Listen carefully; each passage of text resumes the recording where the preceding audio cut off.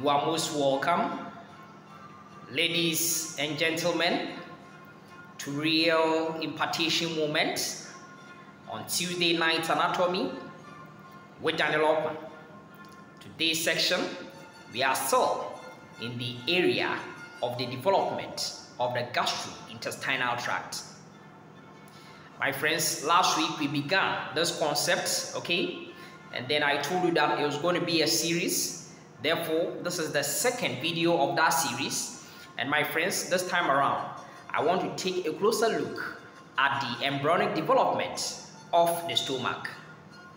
Now, last week, I hinted you slightly regarding the fact that the stomach is one structure. Yes, of course, it's a derivative of the foregut. And it doesn't only have a dorsal mesogastrum. Now, usually when we talk about mesogastrum, we are talking about the mesentery, okay, associated with the organ, so that we expect that it attaches this organ to the posterior abdominal wall. Yes, of course, you know that the stomach is an intra-abdominal structure. But my friends, in addition to the dorsal mesogastrum, the stomach also has ventral mesogastrum, so that it's connected to the anterior abdominal wall also. Okay, so last week we looked at the derivatives of these guys. I'm sure getting to the latter part of this meeting, I'll just briefly highlight that one for you. Now, my friends, today's meeting, I am more interested in telling you that now the first and foremost, we are looking at development of the stomach. Development.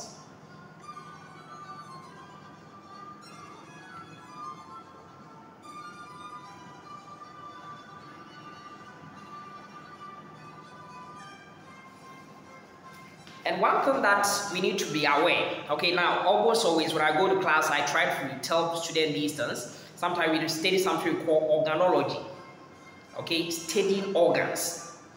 And broadly, you may have compound organs, you may have, luminal organs. It means that they will have this kind of central cavity by way of lumen in them. And then of course they will have that kind of tunics, okay, in the wall, forming the wall of these organs. Now, I tell students that the luminal organs, generally we talk about them being tubular. So it will be just something like this, okay, tubular, and then it will have an end, okay, at the cranial region, for instance, and an end at the caudal region. Okay, now that is the tubular case. Now, my friend, the stomach is not a tubular organ. It's actually a hollow organ because it gets dilated at a point, and that is the basis for this meeting. And I want you to understand that around the end of the 4th week of intrauterine life, okay, getting to the 5th week, so you can say 4th week, 5th week of intrauterine life, okay, what we see is that this stomach, which initially was tubular structure, okay, just like its cranial extension being going to help with the development of the esophagus, its caudal portion going to help with the development of the proximal portion of the duodenum, okay, for instance. But this time around, the stomach gets dilated at a point. It gets dilated, and that's what I want you to know. It's around the 4th week of intrauterine life, getting to the end of the 4th week.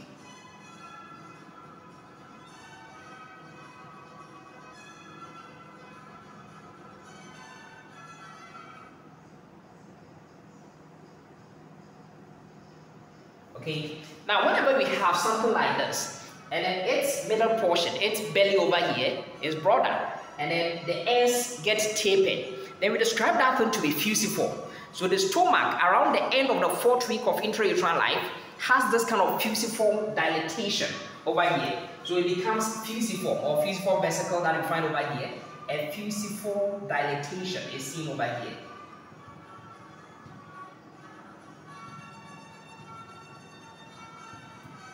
My friends, I don't need to overemphasize that the fact that the stomach is developing from the foregut, for that matter, the gut tube, which of course is coming from the yolk sac, and for that matter, it is endodermal. I don't need to tell you about that one. Okay, that is one thing you have to know. Now, when you have this, okay, at this point, this is what I want you to know. At this point, now take it that I'm the stomach over here. So what do I have? I will have a cranial end. Okay, so that's the cranial end of the stomach I have over here, and it opens into that of the esophagus. Yeah, that's the point. And my friend, that cranial end can also be called the cardiac end of the stomach. So I have the cardiac end of the stomach. Okay, the cranial end of the stomach is called the cardiac end, and that portion, the caudal end, okay, the lower portion, is going to be called what? Yes, it's going to be called the pyloric end of the stomach. Now, for you to really appreciate some of these things, if you understand it from the gross anatomy viewpoint, then these concepts become very easy for you. Yes. Now, the next thing, take it that I'm the stomach, okay? Now, the next thing I want you to know is that I will have, okay, now look at it this way. What is facing you? This portion, anything which is very close to you, okay, take it that as the anterior extent, anterior portion, very close to you, anterior in front. And this portion, the opposite aspect over here, becomes the posterior aspect. So I'm that dilated fusiform, structure that I'm trying to show over here as the stomach. Okay, I'm that guy. So this portion, okay, is in front. Therefore, it becomes ventral border. It becomes the ventral border, okay, or the anterior border of the stomach. Okay, so I want you to appreciate that this guy over here is the anterior border, okay, of the stomach. Therefore, the opposite over here becomes the dorsal or the posterior border of the stomach. Now, I want you to appreciate that whenever I talk about the borders of the stomach, okay, whenever I talk about the borders of the stomach, now let's take it that these are the borders, okay, so that one will be anterior, one will be posterior. I guess let's take it in that manner. So I will say that, let's say this is the ventral. Now, let me see, this is the dorsal border. And then the opposite aspect becomes the ventral border. Now, don't forget, last week I hinted you about a dorsal and ventral mesogastrum. And so what I want you to become aware is that this dorsal border will provide attachment for, of course, the dorsal mesogastrum to attach. While this ventral border will give attachment to, of course, the, ventral mesogastrum. Okay, so that's the point I want you to know. So I have my ventral border, I have my dorsal border, and respective, mesogastra, okay, of the stomach will attach over there. Then apart from that, the next thing I want you to know is that this portion, okay, I want you to know that this portion over here becomes the left, and I want you to know that this portion over here becomes the left surface of the stomach, left surface of the stomach, towards the left side. And then the opposite aspect becomes the right surface of the stomach. Now get this orientation right. Once you can get this one in your mind's eye, then the development of the stomach becomes very easy for you. So this portion is the ventral. I'm talking about the surface. Okay, you have the right surface or you have the left surface. So I have the left surface over here, and then opposite to it, I have what we call the right surface of the stomach. I want you to appreciate that. Now these surfaces of the stomach, so this is the point I want you to become aware of. Let me put it over here. I have surfaces, and which surface am I talking about? I'm talking about the left surface of the stomach, and then also I'm having the right surface of the stomach. Remember that the surface will be broader, okay, than the borders. So now this left surface of the stomach, okay, one thing I want you to know is that it's related. Okay, sitting over there, okay, is related to what we call the left vagus nerve. And then the right surface, yes, the respective vagus nerve, that will be related to the right vagus nerve.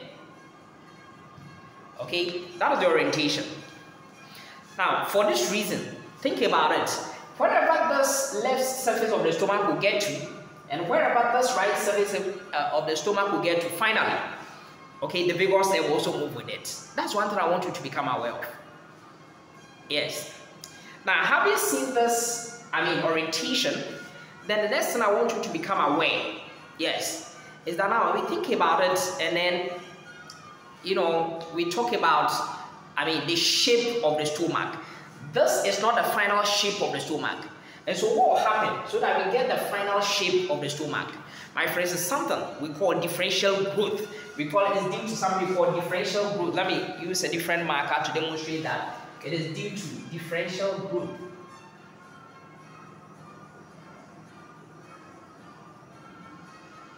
And whenever I talk about differential growth, which sort of differential growth are you talking about? Differences in growth, this time around, with regards to the borders of the stomach, of the developing stomach. Okay, now what did I tell you? I told you that this is the ventral border, this is the dorsal border.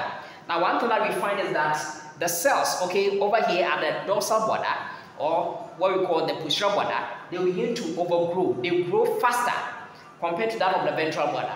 And so what will happen? This one will overgrow. So this was we will get. We get something in that manner.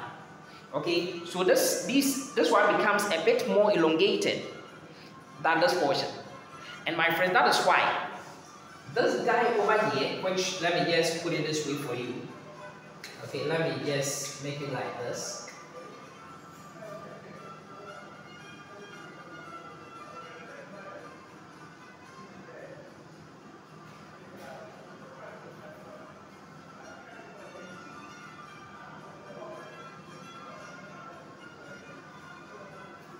Okay, so now this is how we know that usually I say that the stomach, yes, in literature we say that it is J shape, okay, and something which I prefer to say it is mango shape, you know, finally that's how, you know, it appears like. So I have this thing, and why? Because my friends, I'm talking about the borders, that one is overgrowing than the other, and so the differential growth will ensure now this time around, this guy over here, which is of course, okay, what am I talking about? This time I'm talking about, now just say that this is actually the dorsal border, okay, the dorsal border.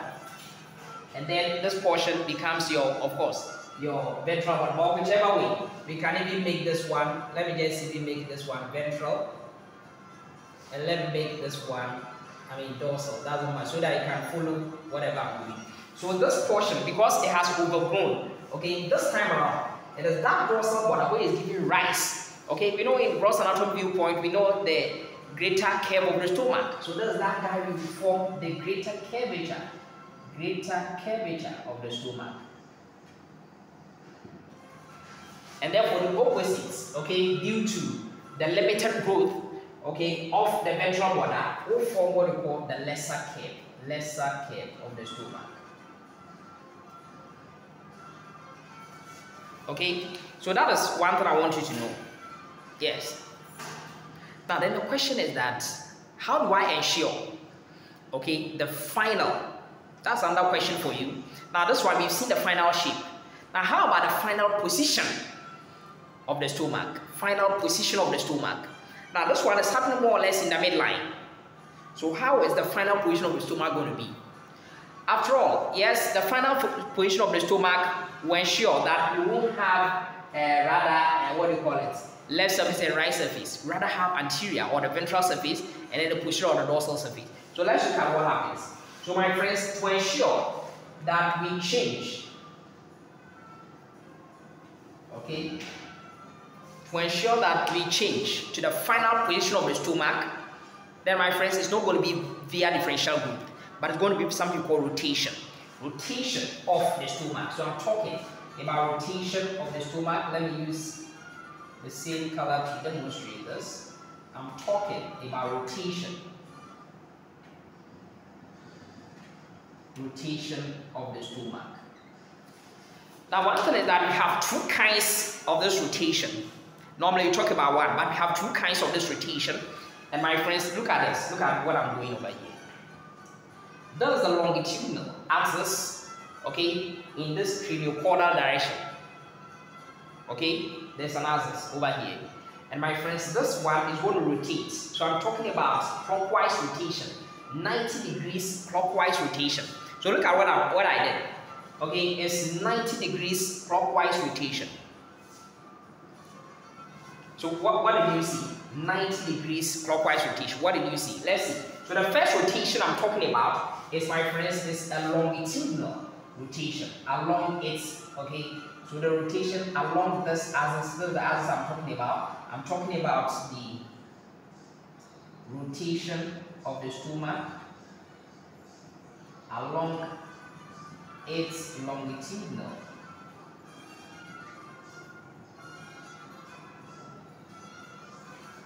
Okay.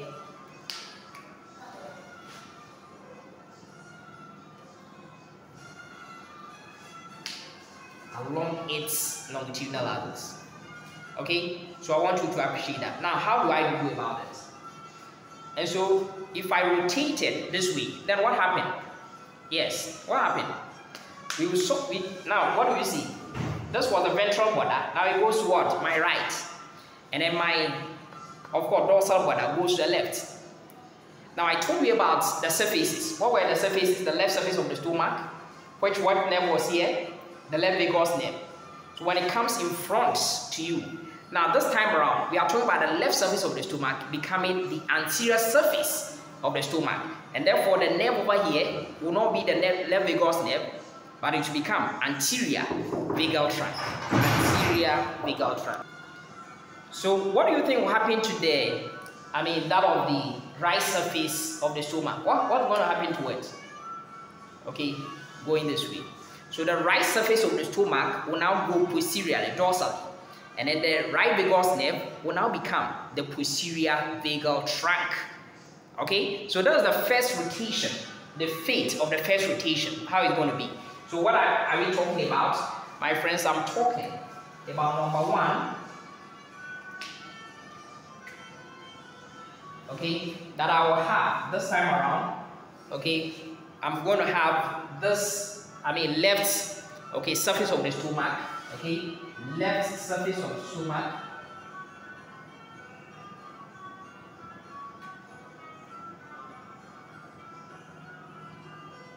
change to, of course, what? Ventral, okay, ventral surface or anterior surface of, okay, anterior surface alongside the vagus nerve, which was left vagus nerve, and left vagus nerve becoming this time what? Anterior vagal trunk.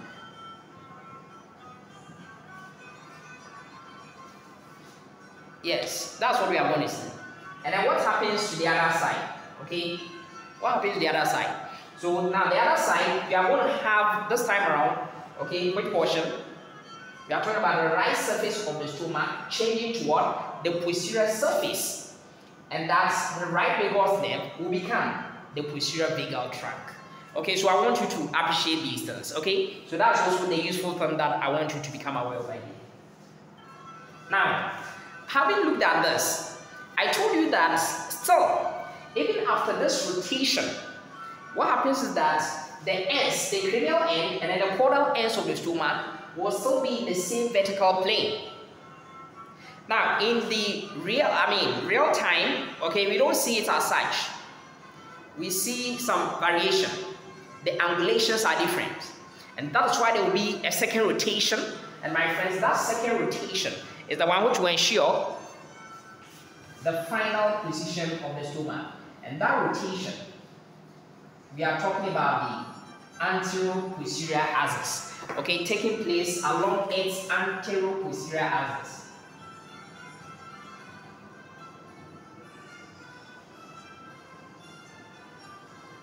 That is rotation number 2, final rotation. And my friends, this final rotation, okay, now please think about it. Think about it. Now I want to ensure, okay, that the cranial portion.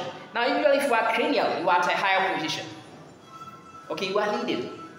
But what will happen? So that this cranial portion will come caudal. That is when it changes its its technique. If it doesn't go by its correct approach, it will get defeated. So that is what I want you to know, that this second rotation will ensure that the cranial end of this stomach, okay, this time around it was leading. Now this time around it will shift, it will slightly shift.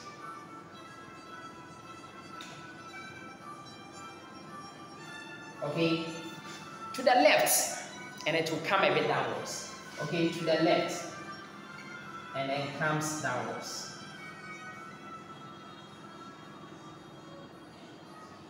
So this, an advice, if you are leading and you don't go by your right approach and you shift to the left slightly because of the anterior-posterior rotation, then you come downwards.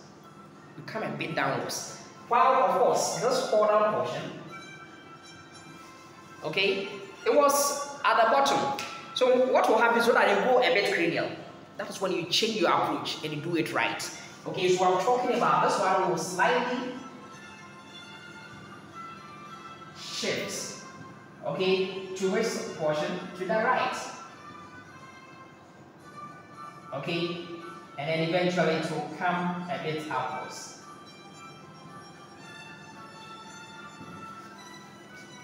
My friends, this is the point I'm trying to make out over here.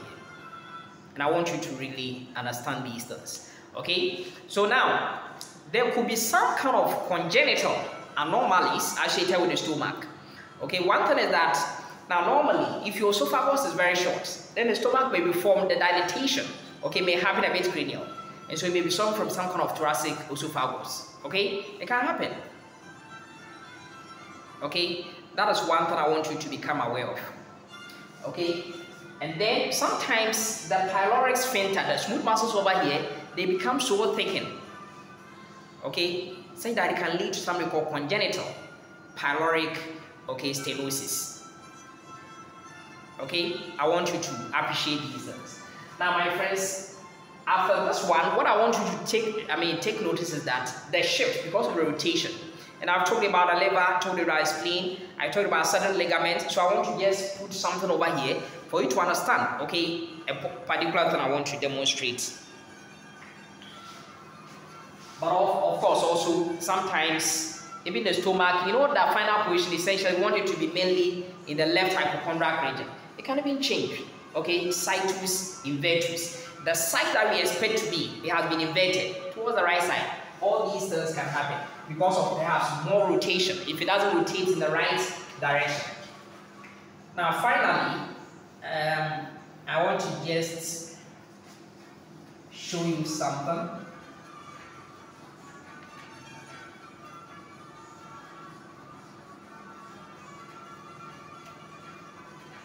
And that will be the final thing for today.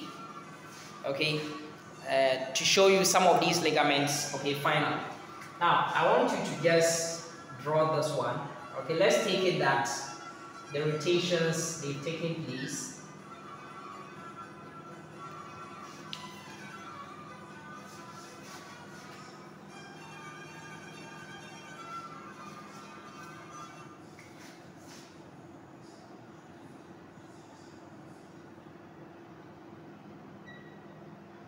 Let's say we are taking a transverse section, okay, through the abdominal wall, and thus without, don't think that is the posterior aspect. So as I come this way, I'm going posteriorly. As I go this way, I'm going anteriorly. Just to show you some relation. And as I've told you, okay, it doesn't matter. Let me just use this one to show you.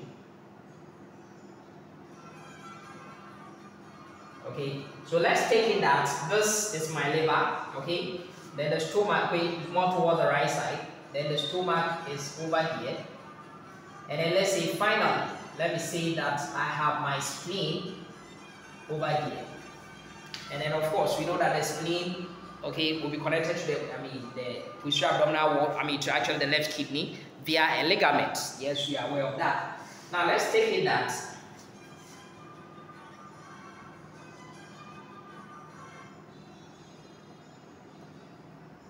okay, so you may have this.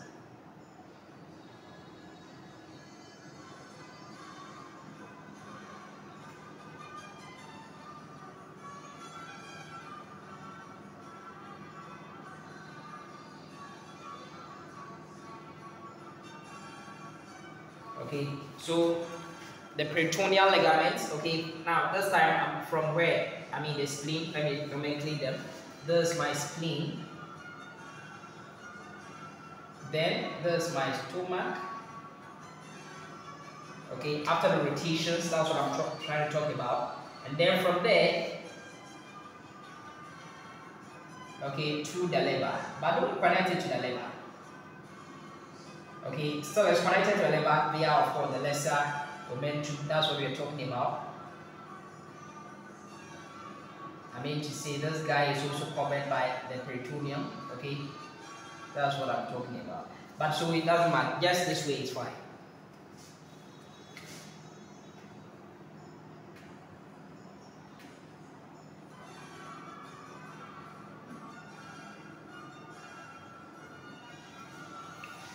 Now, so the point here is that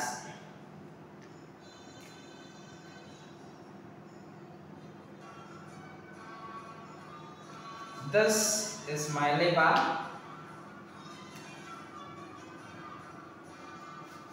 Okay, so now let's think about it. Let's think about these things.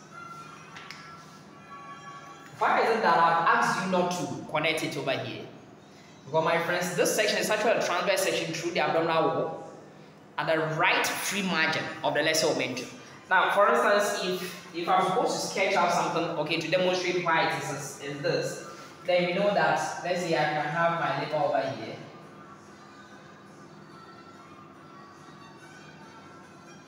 Okay, let's say my stomach is here.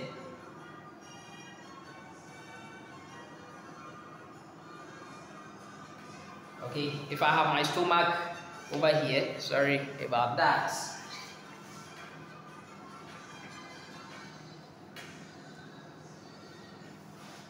Let me take it a bit cleaner.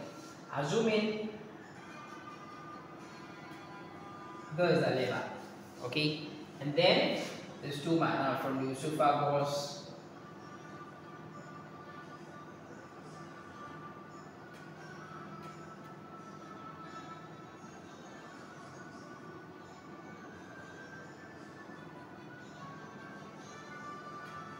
Okay, in this manner.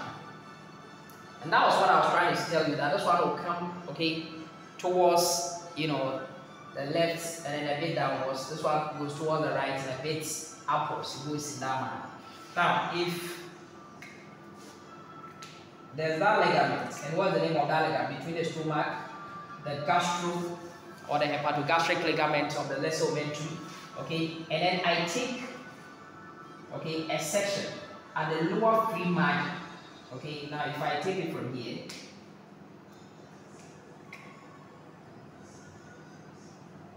lower free margin of this lesser omentum, then when I cut it, you see that, I mean, the liver will come, the stomach will come, but there will be a small gap over here where it's not taken care of. And that's why I'm saying that we shouldn't connect it, but you can, of course, you can connect it. It's connected actually.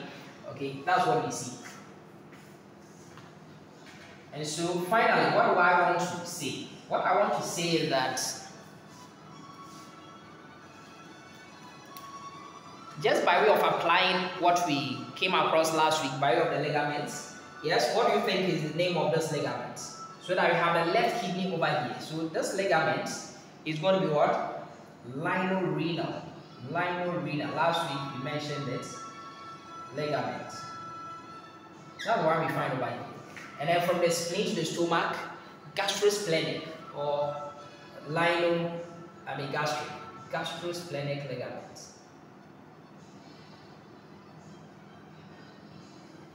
And then the stomach here, yes, I'm talking about the lesser omentum.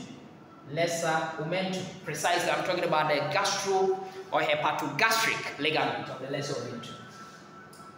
Now you see that all these areas, okay, you see that now the space which is captured, okay, actually behind the stomach, okay, over here. Now this area, I'm using blue dots to demonstrate that, is something that we will call lesser sac or omental bursa. Now this is the lesser sac. Some people also call omental bursa. Okay, that is what we see over here, lesser sac or omental bursa. And the whole thing that we find over here is the greater sac. Now when you open up the abdomen, everything you find over there is the greater sac, except that portion is behind the stomach, which we are calling its lesser sac. And the only natural entry between for you to enter the lesser sac through the greater sac is this guy over here, which we are calling it epiploic, okay, if you look at it, epiploic foramen of Winslow. Epiploic foramen of Winslow. Yes, this is the thing I want you to become aware of. And look at it, last week too, I told you that the spleen developed in the left layer of of what we call the dorsal mesogastrum. Okay, and so that is why it will project into what we call the greater sac. It will not come into the lesser sac. And therefore the spleen, one question that oftentimes it be students, that which of the following doesn't form part of the bed of the stomach? The spleen is always there. And some people choose it wrongly. So please understand this. Because developed in the left layer, it gets pushed into the greater sac. And therefore doesn't form part of the stomach bed. Okay, that is what we find over here. Now, finally, let me just tell you this. The relations of this epiploic, foramen. The relations of this epiploic foramen. What are the relations? Okay, we should be able to tell about these ones. The relations of epiploic foramen of Winslow. Okay, now for us to appreciate the relations, the first thing I want you to know is that behind there's a vein. What is actually behind this one? The greatest vein. Okay, behind. And which vein are we talking about? Behind the abdomen. We are talking about inferior vena cava. So if I'm to talk about the relations of this epiploic foramen, then I will say that posteriorly, okay, there will be a vein over here. There will be a vein behind it over here. And directly, I'm talking about the inferior vena cava. Now, if I've seen posterior, then how about anteriorly? Now, anteriorly, over here, okay, within this layer, free margin over here, I have the hepatic portal vein. Okay, now towards my right side, I'll have what we call the bile ducts, and then I'll have hepatic artery proper 2 over there. So the one is directly behind, okay, directly in front, but behind that, the posterior most portion of the portal triad, but actually directly in front, okay, of the epiploic foramen is, my friends, this portal vein, hepatic portal vein,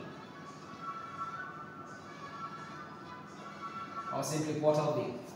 Now, how about if you've seen anterior posterior, then how about the roof and then the floor? The roof and then the floor.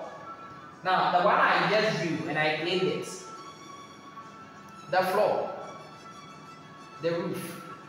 Okay, the floor, the roof. So the roof, we are talking about the caudate lobe of the liver. Caudate lobe of the liver.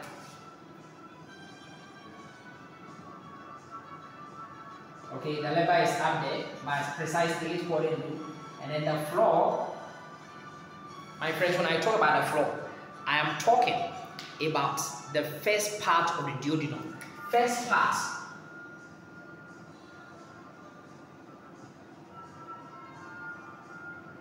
And not the pylorus of the stomach, no.